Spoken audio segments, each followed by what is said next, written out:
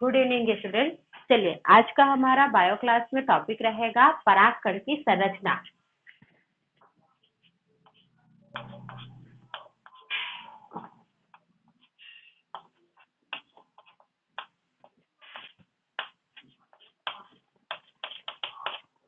देखिए, परागकण या पॉलन ग्रेड, ठीक है, होता क्या है? तो जैसा कि आप सबको पता होगा कि परागकण जो होता है वो नर युग्मक होता है, ठीक है, मतलब पुष्पों का नर युग्मक है। और इसका विकास कहाँ होता है? तो पराग कोश के अंदर होता है। और पराग कोश कहाँ होता है ना?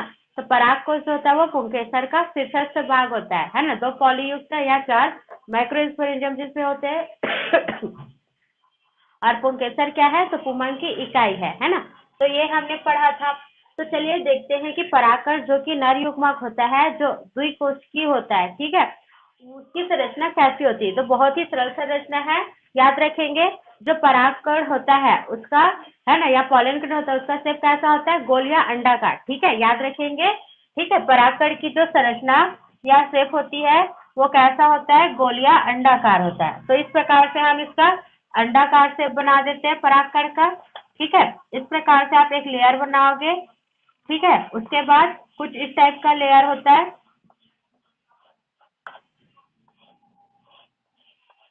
चलिए पहले डायग्राम को देखते हैं, फिर जो है इसका आगे स्ट्रक्चर को समझेंगे।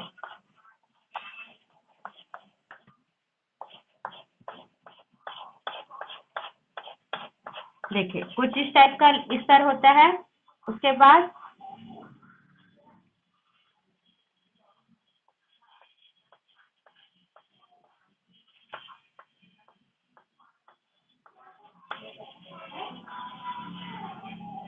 इस टाइप का लेयर बनाएंगे जो कि एक द्विस्तरीय होता है।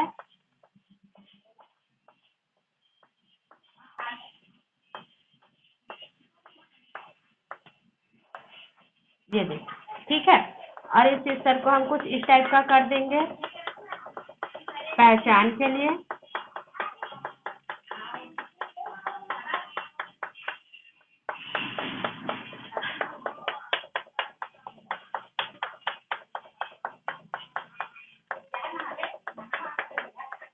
ये देखिए, ठीक है। अब जो बाहरी लेयर है वो हमको तो समझ में नहीं आ रहा है ना, तो उसको हम थोड़ा सा डार्क कर देंगे।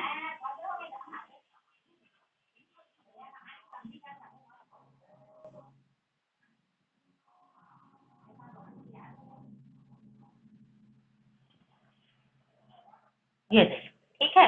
अब क्लियर हो गया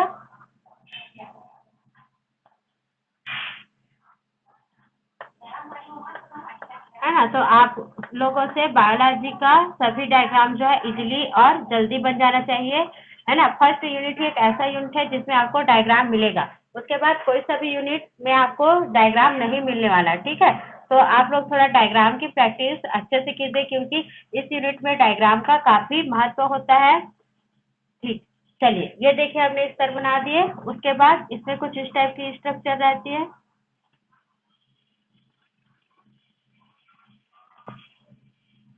क्लियर हो गया? उसके बाद कहीं कहीं पे क्या होते हैं, इस प्रकार से छोटे छोटे मॉलिक्यूल्स होते हैं। क्लियर हो गया?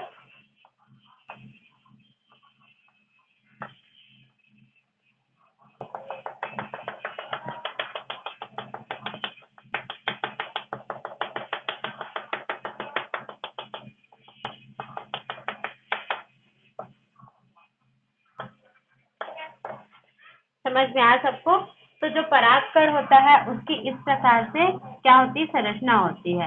याद रखें। और ये बाहर में कुछ इस टाइप का कांटेदार संरचना बना देंगे, क्योंकि जो परागकण होता है ना उसमें क्या होते हैं, जनरली रोम भी पाए जाते हैं,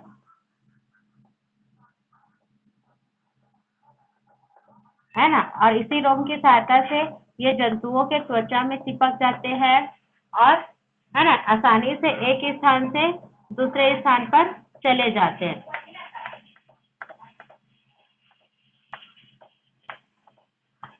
ये देखिए, है ना। तो इस प्रकार से हमारा क्या हो जाता है, परागकण की जो संरचना है वो कंप्लीट हो जाता है। यहाँ पे हम नीचे में अवश्य रूप से लिखते हैं कि किसका, है ना, फिगर है। तो यहाँ पे ये क्या है, structure of pollen grain. English में लिखेंगे सभी नेम को। चलिए देखते हैं अब इसके क्या क्या पार्ट होते हैं। तो यहाँ पर आप देखोगे तो ये वाला जो भाग है वो क्या कहलाता है, बाह्य त्वचा या फिर एपिडर्मिस।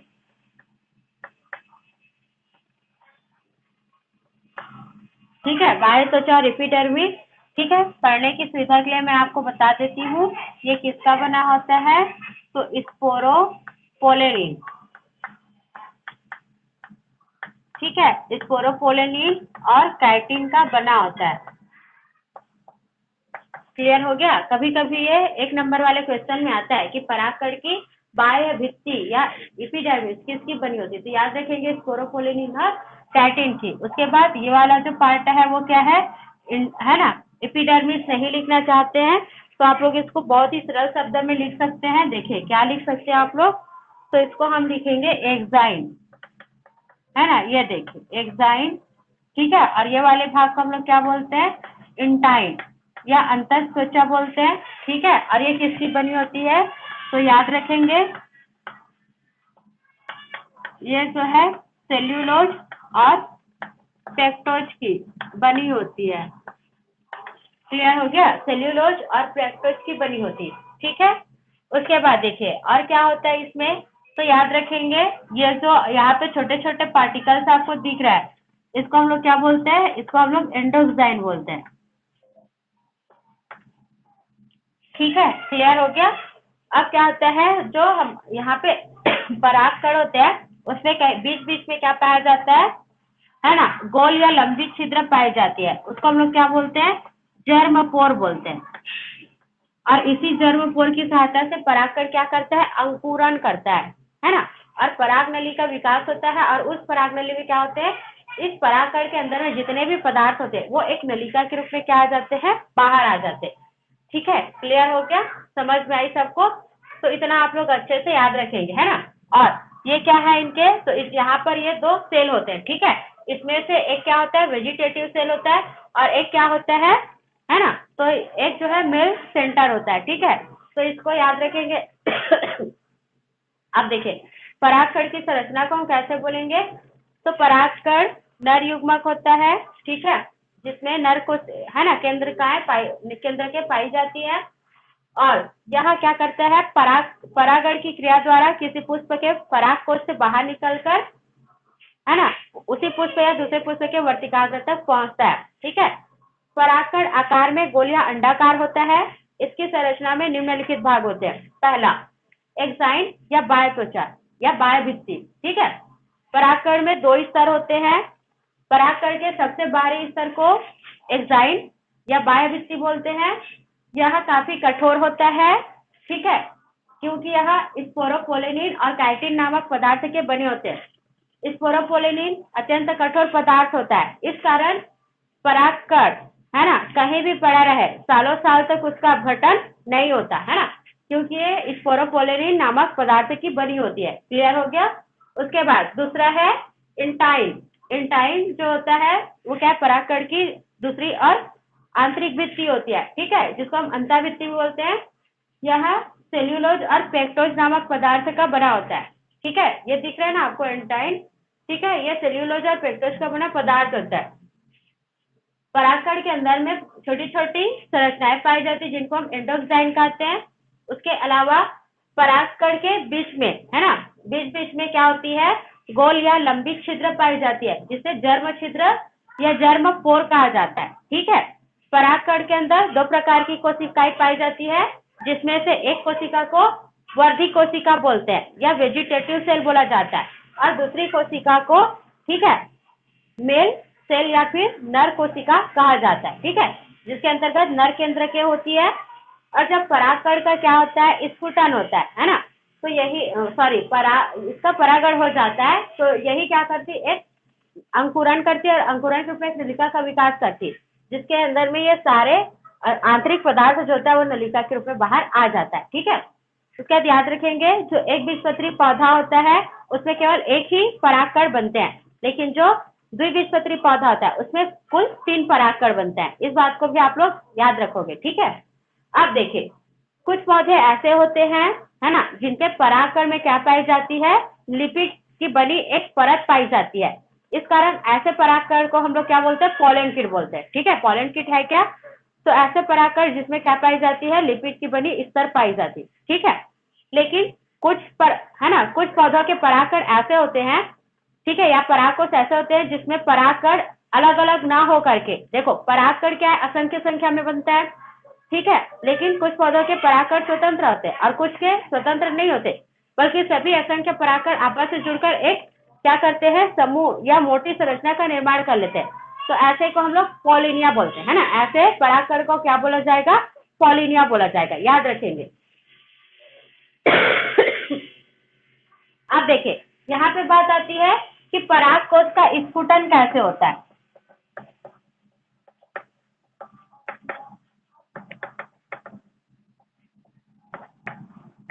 देखिए, परागकोश का स्फुटन कैसे होगा, तो याद रखिए, परागकोश जो होता है ना, जब तक नहीं फटेगा तब तक उसमें से परागकण बाहर नहीं निकलेंगे, है ना। जैसे करेला क्या होता है, करेले को देखे होंगे, जैसे वो पकता है, ठीक है, उसमें क्या बन जाती है, विदरों का निर्माण हो जाता है, जहां से वो है ना खुलना स्टार्ट हो जाता है और अंत में फट जाता है। फटते हैं तो करेले के सभी बीज क्या हो जाते हैं, नीचे झड़ जाते हैं, ठीक है, और फैल जाते हैं। ठीक उसी प्रकार जब परागकोश परिपक्व हो जाता है तो उसका स्फुटन हो जाता है। देखिए, परागकोश कब परिपक्व होगा, तो देखिए परागकोश तब परिपक्व होता है ना, जब क्या हो जाता है, हमने जो लघु बीजाणुधानी अर्थात माइक्रोस्पोरेंजियम पढ़ा है, जो कि परागकोश के अंदर 4 की संख्या में होता है ना, और इसी लघु बीजाणुधानी में परागकण भरे होते हैं। ठीक है, ये हमने पूर्व के क्लासेस या पूर्व के वीडियो में हमने देखा है। ठीक है, तो जब पराग है ना माइक्रोस्पोरेंजियम में जो अंतःभित्ति एंडोथीसियम होती है, उसकी जो कोशिकाएं होती है पतली भित्ति वाली, जिसको हम लोग स्टोमियम बोलते हैं ना, तो जब इन्हीं स्टोमियम की कोशिकाओं में क्या हो जाता है, जब क्या हो जाता है, माइक्रोस्पोरेंजियम के मध्य उपस्थित ऊतक क्या हो जाते हैं, सूख कर नष्ट हो जाते हैं। तो उस स्थिति में क्या होता है, स्टोमियम की जो कोशिकाएं होती है उसमें जल की हानि होती है ना, मतलब जल की कमी हो जाती है। ठीक है, मतलब वो उनका जल सूख जाता है। तो जल की कमी के कारण जो इस पतली भित्ति वाली कोशिकाएं अर्थात स्टोमियम होती है, उनमें खिंचाव उत्पन्न हो जाता है। खिंचाव उत्पन्न होने के कारण में क्या हो जाते हैं, मतलब खींचने लगते हैं। ठीक है, दबाव पड़ता है, जिससे क्या हो जाता है, माइक्रोस्पोरेंजियम फट जाता है, और माइक्रोस्पोरेंजियम के फटते ही परागकोश का भी स्फुटन हो जाता है ना। और इस प्रकार माइक्रोस्पोरेंजियम में जितने भी परागकण भरे होते हैं वो सभी के सभी क्या हो जाते हैं, बाहर आ जाते हैं। ठीक है, अब देखिए, जो परागकण होता है वो हमारे लिए क्यों लाभदायक है, तो देखिए परागकण पुष्पों में लैंगिक प्रजनन के लिए अत्यंत आवश्यक होता है। इसके अलावा यह क्या होते हैं, पोषक तत्वों से भरपूर होते हैं, है ना। इनमें वे सभी पदार्थ पाए जाते हैं जो एक भोजन में हम लेते हैं। ठीक है, इस कारण जो परागकण होता है वो आर्थिक रूप से काफी महत्व होता है। विदेशों में इसके कई पराग उत्पाद पदार्थ जैसे कि दवाई, सिरप वगैरह बनाए जाते हैं। ठीक है, और इससे आर्थिक लाभ प्राप्त किए जाते हैं। क्लियर हो गया। इसी तरह मधुमक्खी से भी पॉलन प्राप्त किया जाता है ना, और मधुमक्खी से प्राप्त पराग हमारे लिए कितना महत्वपूर्ण है या तो आप लोग को पता ही है। ठीक है, तो इस प्रकार ये परागकण का क्या है, महत्व है। तो डायग्राम की प्रैक्टिस कीजिए, अच्छे से पढ़िए, उसके बाद हम आगे देखते हैं।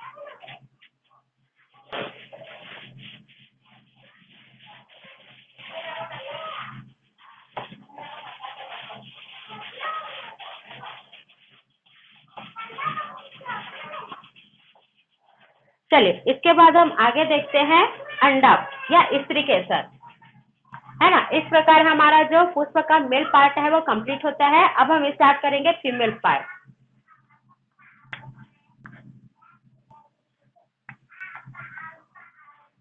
देखिए, स्त्री केसर जिसको हम लोग पिस्टिल भी बोलते हैं, ठीक है। तो स्त्री केसर होता क्या है, तो देखिए स्त्री केसर किसको बोलते हैं, तो जयांग की इकाई को हम लोग क्या बोलते हैं, स्त्री केसर बोलते हैं। ठीक है, क्लियर हो गया। या आप लोग को पूर्व में भी बताया गया है कि जयांग की जो इकाई होती है वो स्त्री केसर कहलाती है। क्लियर हो गया। अब देखिए, स्त्री केसर में क्या होते हैं, बहुत सारे अंडक होते हैं। ठीक है, याद रखेंगे, स्त्री केसर में क्या पाए जाते हैं, अनेक अंडक पाए जाते हैं,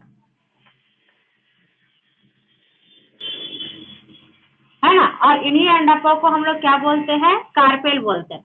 ठीक है, स्त्री केसर में अनेक अंडक पाए जाते हैं और इन्हीं अंडकों को हम लोग कार्पेल बोलते हैं। ठीक है, अब देखिए, एक स्त्री केसर या अंडक की कितनी भाग होती है? तो आप लोग को पूर्व में बताया गया है, एक जो स्त्री केसर या अंडक होता है उसकी 3 भाग होते हैं,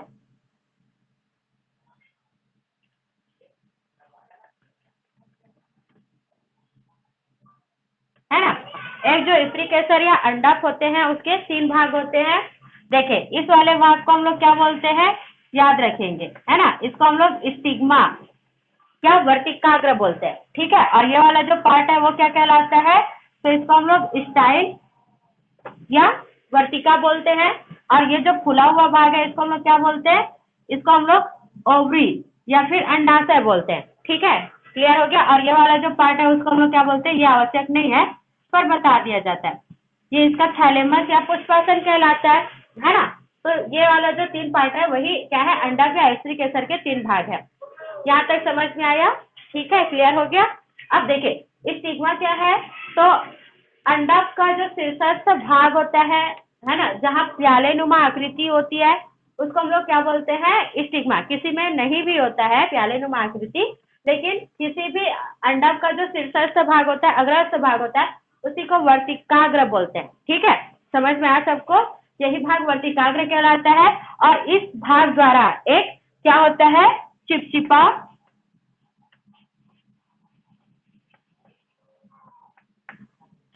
गाढ़ा सक्रिय द्रव, क्लियर हो गया।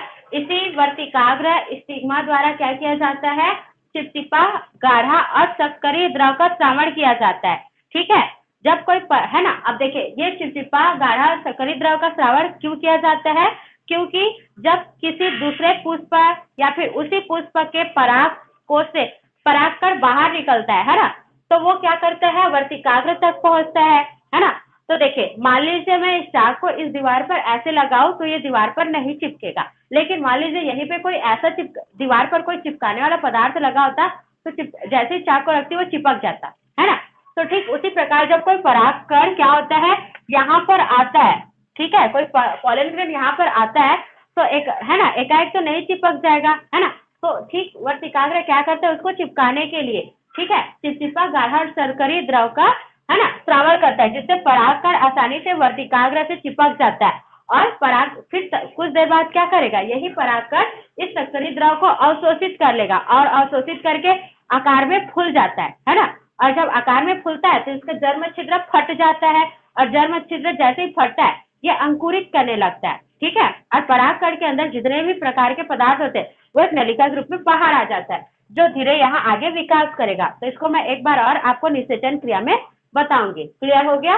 तो इस प्रकार से हमने देखा स्टिग्मा, ठीक है। अब देखिए ये स्टाइल क्या करता है ना, स्टाइल वर्तिका क्या करता है, जैसे यहाँ परागकण अंकुरन करेगा वो उस अंकुरित मतलब पराग नलिका को, ठीक है, क्या करती है, बीजांड तक पहुंचाने के लिए मार्ग उपलब्ध कराती, ठीक है। समझ में आ सबको? और ओवरी क्या करता है, तो देखिए ओवरी में क्या पाया जाते हैं, बीजांड पाए जाते हैं।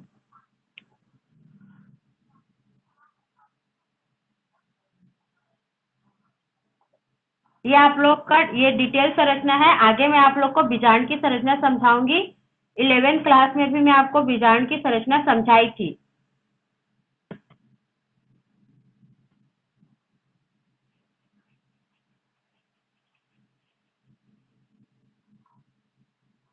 देखिए कुछ इस टाइप की संरचनाएं पाई जाती है इसके अंदर। ये क्या है, इसका बीजांड है ना, जहां पे क्या होती है, मादा केंद्रक या अंड जो है अंड कोशिका पाई जाती, ठीक है। इसी बीजांड में मादा केंद्रक या अंड कोशिका पाई जाती।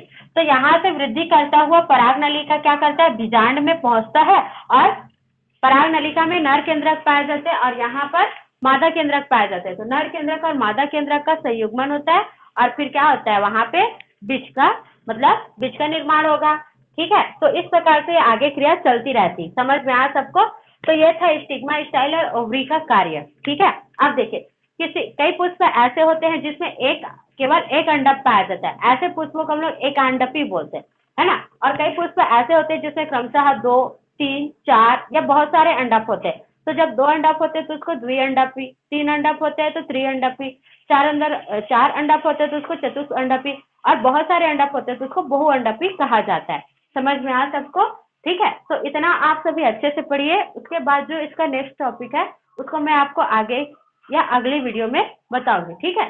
लेकिन याद रखेंगे, इसको क्या बोला जाता है, बीजांड बोला जाता है, जो कि अंडाशय के अंदर पाया जाता है और इसी बीजांड में क्या होती है, निषेचन की क्रिया संपन्न होती है, ठीक है।